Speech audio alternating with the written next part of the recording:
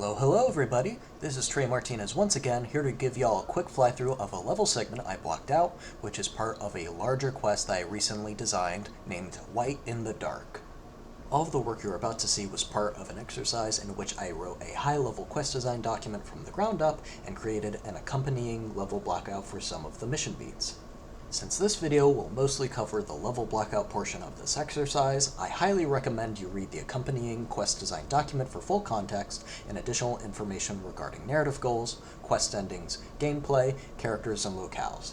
I gave myself a self-imposed time limit of 3 working days, so this all took me approximately 24 hours. For some critical information about the quest premise, it is loosely based on the grim fairy tale of Snow White, mostly surrounding the dilemma of the huntsman who betrays the will of the queen to spare Snow White. In this version of the story, the huntsman is joined by a band of mercenaries, so while he is unable to save Snow White himself, the decision for what to do falls upon the player character. The quest begins with the huntsman telling the player about where Snow White is being held by the mercenaries, and where the dwarf cottage is, should the player choose to escort her there for the true hero ending. But ultimately, the fate of Snow White is up to the player.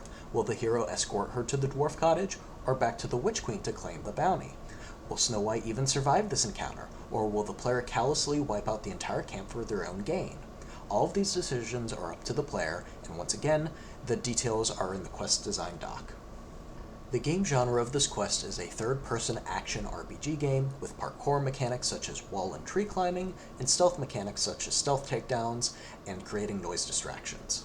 After speaking to the huntsman and leaving the tavern, the hero must sneakily traverse the dark forest, a place filled with dreadful beasts, until they reach the mercenary camp. The camp is located in an old ruin with a mix of crumbling walls and defenses, as well as some retrofitted structures for passing travelers and brigands. The player arrives at the camp facing a few different entrances, including a cave passage, a lev overlooked by a mercenary guard, and a locked door. For additional ways into the camp, the player can scout the perimeter of the ruins, effectively casing the place, looking for weaknesses in the defenses.